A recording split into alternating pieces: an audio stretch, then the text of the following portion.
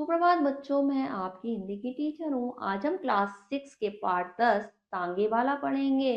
तो बच्चों, मैं आपको बता दूं कि हमारा जो देश है वो सैकड़ों सालों तक गुलामी की जंजीरों में जकड़ा रहा और उसको आज़ादी दिलाने में जो है कई क्रांतिकारियों ने बलिदान दिए। लेकिन उसके अलावा कुछ लोग ऐसे भी रहे हैं जिन्होंने जिनके नाम बलिदानों में क्रांतिकारियों में तो नहीं है, लेकिन उनके विचार जो है वो ऐसे रहे जो जो है देश प्रेम के प्रति प्रेरित करते हैं और जिनके जो विचार हैं देश के प्रति जान न्यौछावर करने के लिए, देश के लिए बहुत ही अच्छी भावनाएं प्रकट करते हैं और उनके विचार जो हैं किसी बलिदानी से कम नहीं है। यही इस पाठ में बताने का प्रयास किया गया है। तो पाठ की शुरुआत करने से पहले हम जानकारी लेते हैं। चलिए शुरुआत करते हैं। हमारा देश सैकड़ों वर्ष गुलामी की जंजीरों में जकड़ा रहा। हमारा देश जो है सैकड़ों वर्ष गुलामी के जंजीरों में जकड़ा रहा। अनेक स्वतंत्रता प्रेमियों को बलिदानों के बाद हमने यह आजादी पाई है और अनेक स्वतंत्रता प्रेमियों की बलिदान होने के बाद, उनकी शहीद होने के बाद हमने यह तब जाके बड़ी मुश्किल से आजादी पाई है। ठीक है। ठीक है। इस संघर्ष में कुछ लोग ऐसे भी रहे जो स्वयं कोई बलिदानी या क्रांतिकारी नहीं बन सके। वो खुद तो नहीं बन सके, परंतु उनकी भावनाएं और विचार किसी बलिदानी से कम नहीं है। लेकिन उनकी भावनाएं और विचार ऐसी रही जो दूसरों को प्रेरित करती रही, वो किसी बलिदानी से कम नहीं है।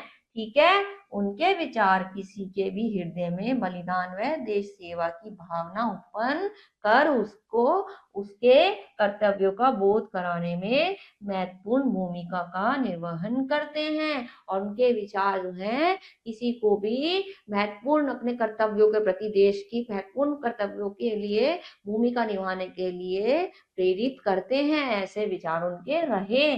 प्रस्तुत कहानी में ऐसे ही व्यक्ति के हमारा परिचय कराती है। जो ये कहानी है ऐसे ही व्यक्ति से हमारा परिचय कराती है। तो बच्चों, इस पाठ में ऐसे ही व्यक्ति के बारे में बताया गया है जिसके विचार जो हैं वो हमें अपने कर्तव्यों के प्रति प्रेरित करते हैं। तो चलिए बच्चों, पाठ की शुरुआत करते हैं। गर्मी की लंबी छुट्टियां प्रारंभ हो चुकी थी। मेरे कुछ मित्रों ने इस गर्मी की छुट्टियों में कश्मीर जाना तय किया था और इस प्रस्ताव का सबसे अधिक समर्थन हुआ था मेरे द्वारा। इस प्रस्ताव का समर्थन किसके द्वारा हुआ था? मेरे द्वारा हुआ था। हम लोग जाने की पूरी तैयारी भी कर चुके थे।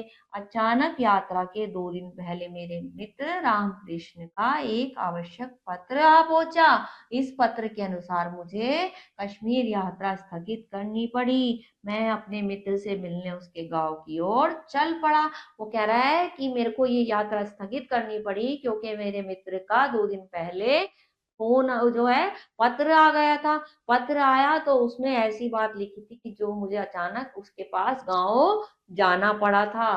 ठीक है। आगे देखते हैं आगे क्या हुआ। जिस स्टेशन पर उतरना था वह गाड़ी वहां 1 बजे दिन को पहुंची। चिलचिलाती धूप, लू की लपट और कच्ची सड़क की धूल, मुझे गांव तक जाने का साहस ना हुआ। इतनी ज्यादा धूप थी कि मेरा साहस, मेरी हिम्मत नहीं हुई गांव में जाने की। ठीक है। एक अच्छा सा तांगा घोड़ा देखकर मैंने उसे पास बुलाया। तांगे वाले ने आकर सलाम किया। मैंने फिर क्या करा? तांगे वाले को बुला लिया। ठीक है। मैंने कहा, देखो भाई, मुझे गांव जाना है और मैं अभी धूप में नहीं जाऊंगा। शाम को 5 बजे करीब जाऊंगा। तुम ठहरोगे? वो कहता है शाम को 5 बजे जाऊंगा, तुम क्या मेरे लिए रुक सकोगे? मैं अभी तो नहीं जा पाऊंगा। ठीक है। वो ऐसे कहता है। हाँ हुजूर, ठहरूंगा। किराया क्या होगा? हुजूर, आप जो कुछ खुशी से दे दो। कहता है जो आप खुशी से, अपनी खुशी से आप दे दो वही किराया ले लूंगा। खुशी की बात नहीं, रेट क्या होगा बतलाओ। 23 मील में ना हुजूर। 23 मील है ना हुजूर? कहता है 23 मील है ना हुजूर? आप दूसरों से पूछ कर लीजिए। 5 रुपए पूरे तांगे के होते हैं। फिर चाहे एक सवारी हो या 3 सवारी हो, 1 सवारी हो या 3 सवारी हो, 5 रुपए तांगे के होते हैं। पर मैं तो इतना नहीं दूंगा, लेकिन मैं तो इतना नहीं दूंगा, वो ऐसा कहते हैं। ठीक है, आगे देखते हैं। इसलिए तो मैंने कहा कि आप खुशी से जो दे सको वो दे दीजिए हुजूर। इसीलिए तो मैंने कहा जो आप दे सको वो दे दो। ठीक है, मैं उसे कुछ पैसे देकर वेटिंग रूम में चला गया। मैं उसे कुछ पैसे देके वेटिंग रूम में चला गया। शाम को 6 बजे हम लोग खा पीकर खाने का कुछ सामान साथ रखकर गांव की ओर रवाना हुए। शाम के समय क्या हुआ, गांव की ओर वो रवाना हो गए। ठीक है, कुछ जो है पैसे दिए उसने, वेटिंग रूम में रुका और उसके बाद शाम को वो गांव की ओर चल पड़े। कितने बजे, शाम को चल पड़े ना। आगे देखते हैं आगे क्या हुआ। स्टेशन की सीमा पार करते ही किसानों के साफ सुथरे लिपे पुते छोटे छोटे घर और हरे भरे खेत बड़े ही सुहावने जान पड़ रहे थे।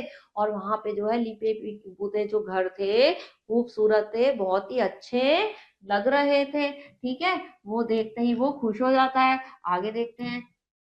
सात भी ना बच पाए थे, सात भी ना बच पाए थे, पूर्णचंद ने सहस्त्र घड़े दूध पे जो है पृथ्वी पर उड़ेल दिया। उसने क्या करा, तो पूर्णचंद ने सहस्त्र घड़े दूध पृथ्वी पर उड़ेल दिया। दिन की लू अब ठंडी हवा में परिवर्तित हो चुकी थी। दिन की लू जो है हवा में, ठंडी हवा में परिवर्तित हो चुकी थी, बदल चुकी थी। अब जो है हम इस सुहावने दृश्य को पार कर मैदान में पहुंचे। मैदान में पहुंचे, अब रास्ते में दोनों जो है और खाली मैदान था, दोनों तरफ क्या था, खाली मैदान था। दूर पर एक आध पेड़ निर्जन निर्जन में से ऐसा खड़ा था जैसा कि किसी की प्रतीक्षा कर रहा हो। एक पेड़ ऐसे खड़ा था जैसे किसी का इंतजार कर रहा हो। मैंने सोचा चांदनी रात की यह हवा एक साथी के अभाव में उतनी सुखदाई ना हो सकेगी जितनी होनी चाहिए। अगर एक साथी नहीं होगा उसके अभाव में, उसकी कमी में उतनी सुंदर खूबसूरत नहीं हो सकती जितनी होनी चाहिए।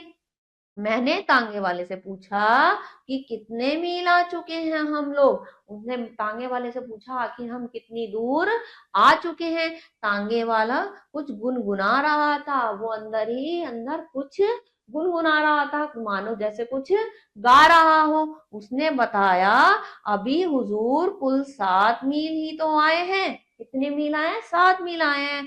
और फिर वह जरा जोर जोर से गा उठा, हम फिर से हम फिर से वतन अपना संविधान बना लेंगे। हम जो है फिर से अपने वतन को संविधान बना लेंगे। वो बार बार यही गाता जा रहा था। ठीक है ना, आगे देखते हैं आगे क्या होता है। मैंने जरा सतर्क होकर तांगे वाले की ओर देखा।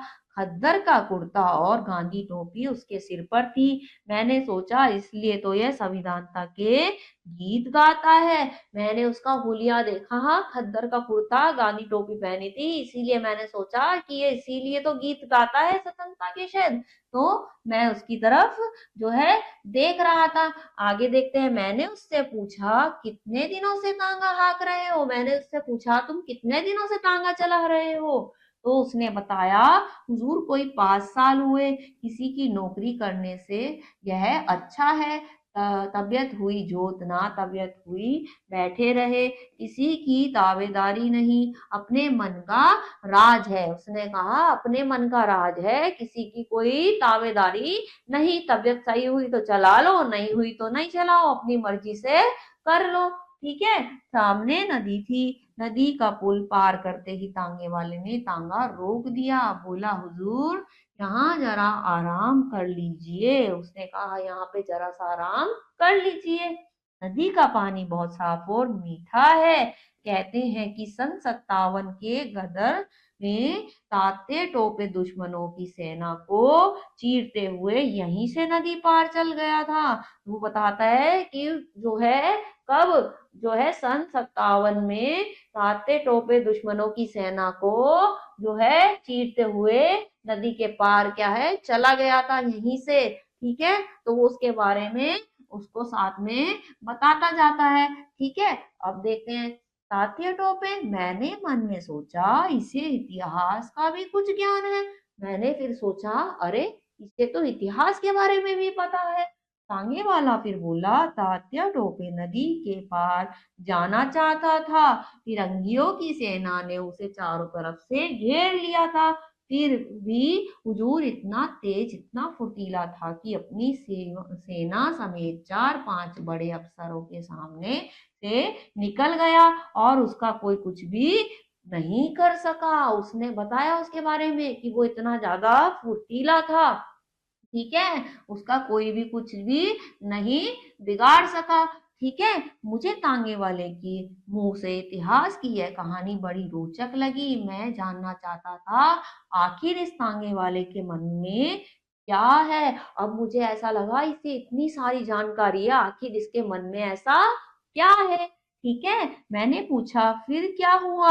मैं तांगे पर से उतरकर उसके पीछे पीछे चला गया और मैं तांगे से उतर के फिर उसके पीछे पीछे चला गया। ठीक है, वह बोला, सन 57 के गदर में अगर हिंदुस्तानियों में एका होता तो पासा ही पलट जाता, पर तकदीर और फूट जो ना कराए सो थोड़ा। उसने फिर आगे ऐसे बताया कि अगर एक साथ होते तो कुछ और ही स्थिति होती। ठीक है, मौलवी अहमद शाह और तात्या टोपे सरीखे देशभक्त वीरों को भी हम ही में से धोखेबाज लोगों ने धोखा देकर दुश्मनों के हवाले कर दिया। ठीक है, तो कह रहा है कि जो ये लोग थे उनको हम में से ही लोग थे जो जिन्होंने दुश्मनों के हवाले कर दिया। खून खोल उठता है हुजूर ये बात सोचकर। तो वो कहता है कि ये बात सोचकर जो है मेरा खून खोल उठता है, मुझे जो है गुस्सा आता है। ठीक है, मैंने पूछा तुम पढ़े लिखे हो। मैंने फिर उससे पूछा क्या तुम पढ़े लिखे हो, क्योंकि मुझे उसकी बात से जो है उसमें रुचि होने लगी। ठीक है, वह उत्साह के साथ बोला, बहुत कम हुजूर, हिंदी अच्छी तरह पढ़ लिख लेता हूँ, अंग्रेजी भी थोड़ी जानता हूँ, पर हुजूर जब से 57 के गदर का इतिहास पढ़ा और फिरंगी कैसे आए, कैसे फैल गए सारे हिंदुस्तान में यह जाना, तब से हुजूर बदले की भावना से रात दिन जलता रहता हूँ। और जब से मैंने इसके बारे में पढ़ा तब से मैं बदले की भावना में रात दिन जलता रहता हूँ। ठीक है, वो आगे ऐसे बताता है। अब देखते हैं आगे क्या होता है। सरकारी नौकरी इसलिए नहीं की, मेरे पिता डिप्टी कलेक्टर के दफ्तर में चपरासी थे, मुझे वह जगह मिल रही थी, मैंने ठोकर मार दी। मुझे वो जगह मिल रही थी लेकिन मैंने ठोकर मार दी। माँ बाप नाराज हो गए, मैंने घर छोड़ दिया, पर तब से यहाँ हूँ, यह तांगा चलाता हूँ, पर तांगे पर भी किसी फिरंगी को बैठाकर तांगा नहीं हाँकूंगा। और लेकिन मैं फिर भी आज भी किसी फिरंगी को अपने तांगे पर नहीं बिठाऊंगा।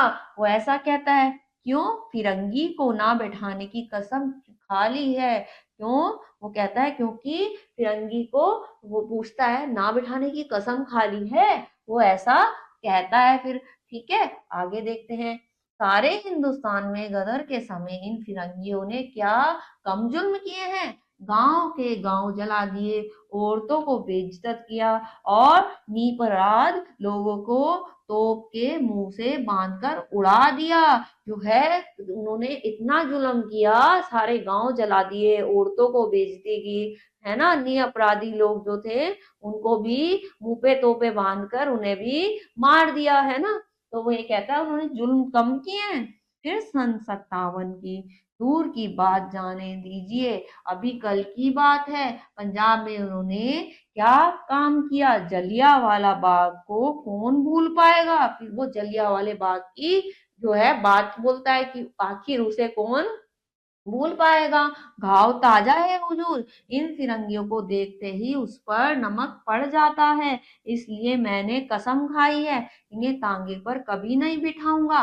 मेरा मन इनसे बदला लेने के लिए बार बार उमड़ता है, मुझे गुस्सा आता है और मेरा मन करता है बार बार कि मैं इनसे बदला लूं। ठीक है, इतने में हम किनारे पहुंच गए।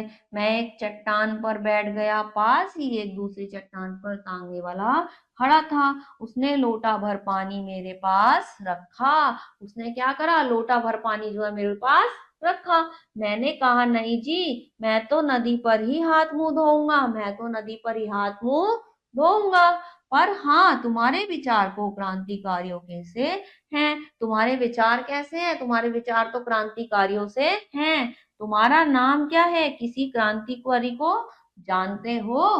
फिर जो है, मैंने उससे पूछा कि क्या तुम किसी क्रांतिकारी को जानते हो? तुम्हारा नाम क्या है? ठीक है, वह बताने लगा मेरा नाम रामदास है। किसी क्रांतिकारी को नहीं जानता, नाम सुने हैं, उन लोगों के जीवन चरित्र भी पढ़े हैं। नाम तो नहीं जानता लेकिन उनके जीवन चरित्र मैंने पढ़े हैं। ठीक है, पर उन लोगों को में भी मुखबिर बनने वालों की कमी नहीं हुजूर, नहीं तो उन लोगों ने भी अब तक कुछ कर लिया होता। उनमें भी मुखबिर थे, वरना उन्होंने भी आजकल जो है अब तक कुछ कर लिया होता।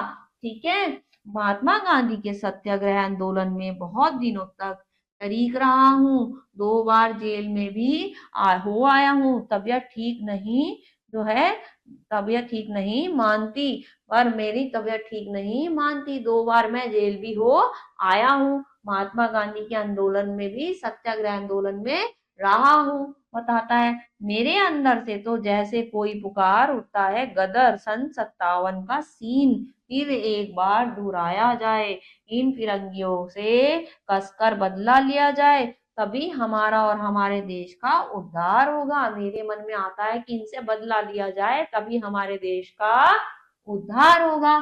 ऐसा कहता है वो। ठीक है, आगे देखते हैं। मैंने कहा, हम निहत्थे कैसे बदला ले सकते हैं रामदास? मैंने कहा, हमारे पास तो कोई हथियार नहीं है, आखिर हम बदला कैसे ले सकते हैं? सन 57 की बात थी और थी, तब हमारे पास हथियार थे।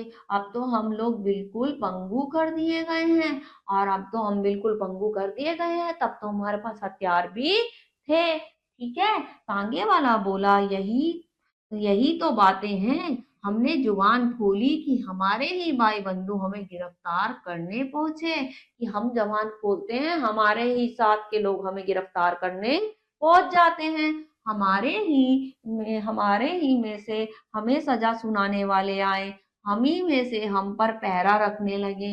अगर यही सब एक मत होकर साथ काम करें तो हुजूर, हथियार उठाने का भी काम नहीं, हमारा स्वराज्य हमारी मुट्ठी में जानिए। अगर सारे एक हो जाएं तो हमें हथियार हथियार उठाने की जरूरत नहीं है। हम सब जो हैं अपने आप में ही, हमारी ताकत एक हो जाएगी तो हम अपने आप ही, हमारा जो है वो जो है हमारी मुट्ठी में हमारा स्वराज्य हो जाएगा।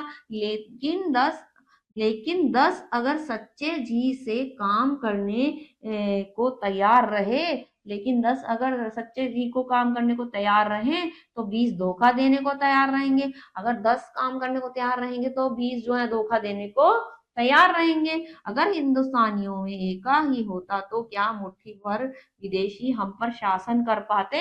अगर हम में एकता होती तो क्या ये विदेशी हम पे शासन कर पाते?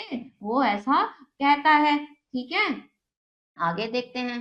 तांगे वाले ने एक दीर्घ सांस ली और हम दोनों उठकर नदी तक गए। खाना खाकर हाथ मुंह धोकर हम लोग फिर से तांगे पर आए। तांगे वाला ना जाने कितनी बातें मुझे बतलाता रहा, और तांगे वाला मुझे बहुत सारी बातें बतलाता रहा। शुरू शुरू में तांगे पर बैठकर मैंने एक साथ के अभाव का अनुभव किया था। क्या करा था? मैंने एक साथ के अभाव का, साथी के अभाव का अनुभव किया था कि मुझे कमी हो रही है जैसे। किंतु ये 23 मील कब पूरे हो गए जान भी नहीं पाया। जो है ये 23 मील कब पूरे हो गए, उन बातों में मुझे पता भी नहीं लगा। ठीक है, गांव में पहुंचकर जब तांगे वाले ने मुझसे पूछा, यही गांव है, किसके मकान पर चलना है, तब मैंने जाना कि 23 मील की यात्रा समाप्त हो गई। और जब जो है गांव में मैं पहुंचा तो फिर मैंने जब जाना जाके कि 23 मील की यात्रा आखिर कितनी जल्दी कब समाप्त हो गई, जबकि मैं किसी साथी की कमी महसूस कर रहा था। तो देखा बच्चों, उस तांगे वाले ने के विचार ऐसे थे कि जो दूसरों के को भी प्रेरित कर रहे थे देश प्रेम के प्रति, वो ऐसी ऐसी बातें बता रहा था। तो वही जो है कहानी इसमें पाठ में बताई गई है कि कुछ लोगों के विचार ऐसे होते हैं कि जो दूसरों को जो है देश प्रेम के प्रति प्रेरित करते हैं, वो भी अपने आप में बलिदान से कम नहीं है। ठीक है ना बच्चों, इस पाठ को दोबारा पढ़िएगा, अगले पाठ में कुछ और पढ़ेंगे। तब तक के लिए अपना ख्याल रखिए। ओके।